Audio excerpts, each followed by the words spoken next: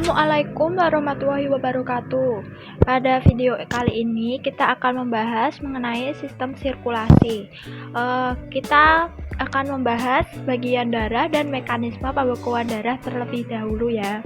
Pokok bahasan yang akan kita bahas pada video ini ada fungsi sistem sirkulasi, komponen penyusun darah, sel darah merah, sel darah putih, dan mekanisme pembekuan darah.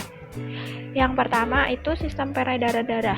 Pada manusia merupakan sistem peredaran darah tertutup dan sistem peredaran darah ganda. Yang disebut dengan sistem peredaran tertutup karena darah mengalir di dalam pembuluh darah. Lalu yang disebut sebagai sistem peredaran darah ganda karena dalam satu kali peredaran, darah dua kali melewati jantung. Kemudian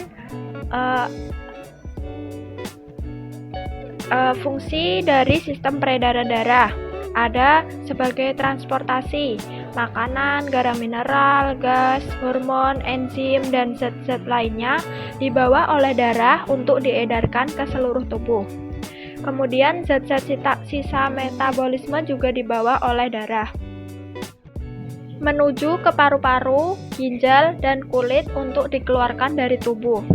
Kemudian ada penjaga suhu tubuh. Metabolisme menghasilkan energi berupa panas. Darah membawa energi panas tersebut ke seluruh tubuh. Selanjutnya ada perlindungan.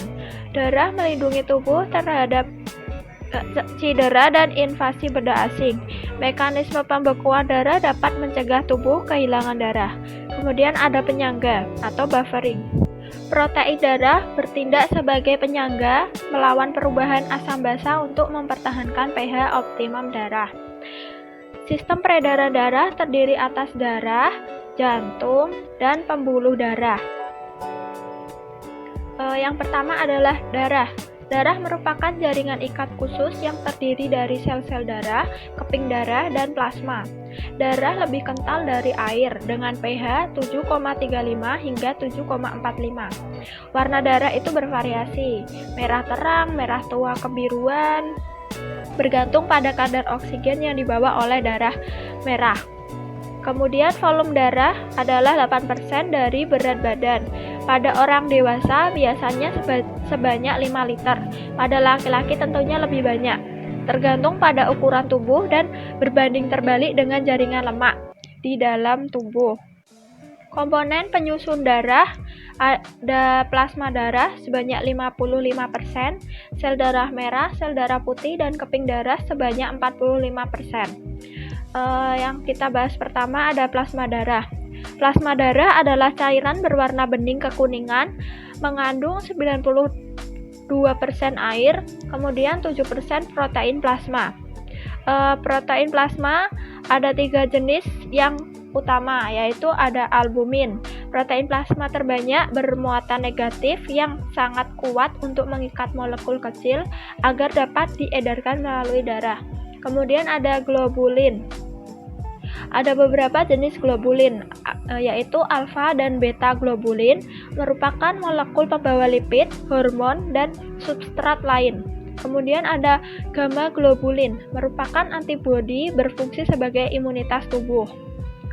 Kemudian ada fibrinogen. Fibrinogen yaitu protein plasma paling sedikit, berfungsi pada mekanisme pembekuan darah.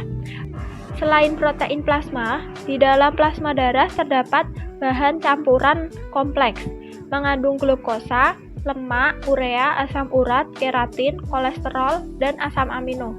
Garam mineral yaitu ada natrium klorida, natrium bikarbonat, garam kalsium, fosfor, magnesium, besi, dan sulfur. Komponen penyusun darah lainnya yaitu ada sel darah merah atau eritrosit, berbentuk cakram dengan lengkungan pada bagian sentralnya atau dinamakan bikonkav, berdiameter 7,65 mikromili. Kemudian bersifat elastis dan fleksibel sehingga memudahkan sel dapat menembus kapiler. Mengandung 300 juta molekul hemoglobin yang dapat mengikat oksigen. Jumlah untuk laki-laki sehat 4,2 sampai 5,4 juta sel per milimeter kubik. Untuk wanita sehat, 3,8 hingga 4,8 juta sel per milimeter kubik. Eritrosit biasanya bersirkulasi selama 120 hari atau selama 4 bulan sebelum rapuh dan pecah. Kemudian digantikan dengan sel darah merah yang baru ya. Fungsi eritrosit: mengedarkan oksigen ke seluruh tubuh melalui pengikatan oksigen oleh hemoglobin. Hemoglobin yang mengikat oksigen disebut oksihemoglobin. Oksihemoglobin berwarna merah terang. Jika hemoglobin sudah melepaskan oksigen tersebut ke jaringan, maka menjadi deoksihemoglobin berwarna lebih gelap atau kebiruan, seperti tampak pada pembuluh vena di permukaan tubuh kita. Bisa kalian cek di tangan kalian, pembuluh darahnya berwarna agak kebiruan gitu ya. Fungsi selanjutnya yaitu membawa karbon dioksida ke paru-paru. Faktor peningkatan produksi eritrosit. Yang pertama itu ada karena tinggal di dataran tinggi dengan kandungan oksigen yang rendah dalam jangka waktu yang lama. Kemudian gagal jantung yang mengurangi aliran darah ke jaringan. Penyakit paru-paru yang mengurangi absorpsi organ oleh darah. Kehilangan darah akibat keluarnya darah dari sistem pembuluh darah sebagai akibat adanya luka atau infeksi, misalnya itu demam berdarah. Faktor yang lain adalah jumlah makanan yang dikonsumsi. Jumlah makanan yang dikonsumsi mempengaruhi produksi eritrosit, antara lain ada zat besi yang disimpan di bagian jaringan terutama hati, penting untuk mensintesis hemoglobin. Ada vitamin yaitu asam folat, vitamin C dan vitamin B12. Kemudian ada tembaga, bagian esensial dari protein yang mengubah besi Fe Fe3+ menjadi besi ferro atau Fe2+. Komponen darah yang lainnya itu ada sel darah putih atau leukosit. Jumlah pada darah manusia sekitar 5.000 hingga 10.000 sel per milimeter kubik darah. Fungsi leukosit adalah melindungi tubuh terhadap benda asing, virus, dan bakteri. Kemudian bersifat fagositosis atau memiliki kemampuan menelan mikroorganisme, benda asing, virus, atau bakteri, dan sel-sel darah merah yang sudah tua atau rusak. Maaf, ini maksudnya bersifat fagositosis ya, bukan fagositis. Ini tipe. Kemudian ada jenis-jenis leukosit. Berdasarkan ada atau tidaknya granula di dalam sitoplasma, leukosit dibedakan menjadi dua jenis, yaitu granulosit dan agranulosit. Pada jenis granulosit dibedakan lagi menjadi tiga, yaitu neutrofil. Ini neutrofil berjumlah 60% dari jumlah sel darah putih. Neutrofil berdiameter 9 mikromili hingga 12 mikromili, memiliki granula kecil berwarna merah muda dan memiliki nukleus dengan 3 sampai 5 lobus. Kemudian ada basofil. Basofil itu berjumlah kurang dari 1% dari jumlah sel darah putih.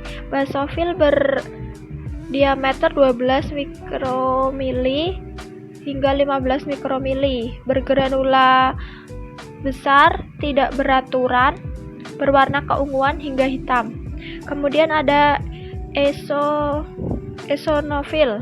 Eosinofil berjumlah 1% hingga 3% dari jumlah sel darah putih, berdiameter 12 mikromili hingga 15 mikromili, memiliki granula yang kasar dan besar berwarna jingga kemerahan, dan memiliki nukleus dengan 2 lobus.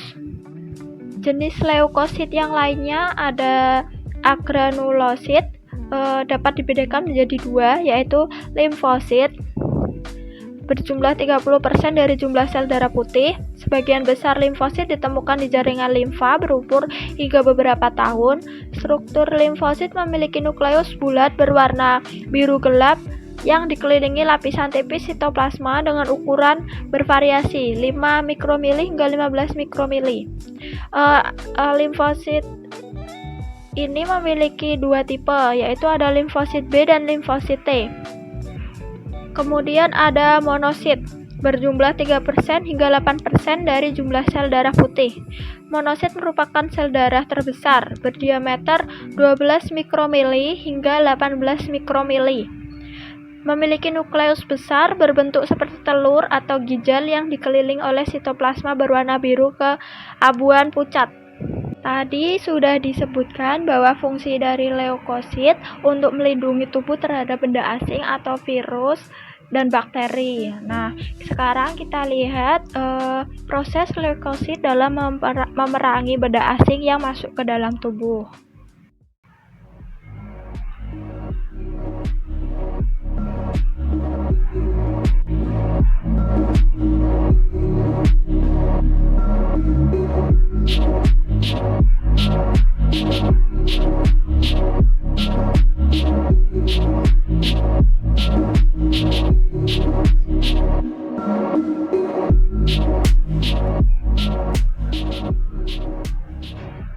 Komponen darah yang lainnya adalah keping darah atau trombosit, berjumlah 150.000 hingga 400.000 butir sel per milimeter kubik darah, merupakan struktur yang sangat aktif, berumur 5 hingga 9 hari. Trombosit yang sudah tua diambil oleh makrofag di hati dan limfa pada saat darah melewati organ tersebut.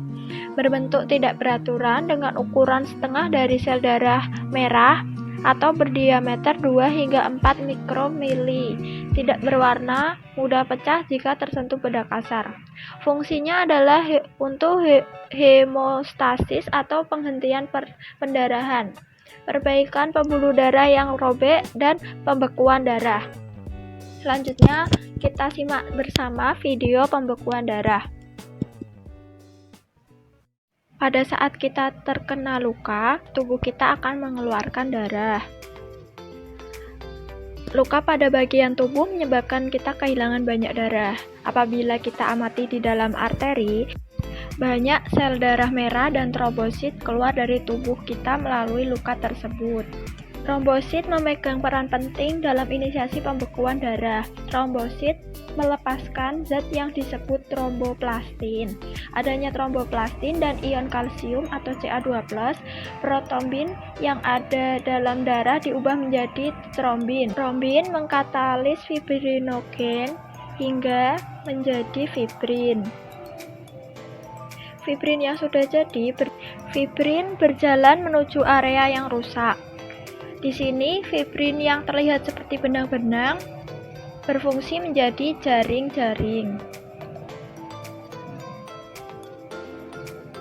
Benang fibrin yang terbentuk berhasil menutupi celah arteri dan mencegah kehilangan darah.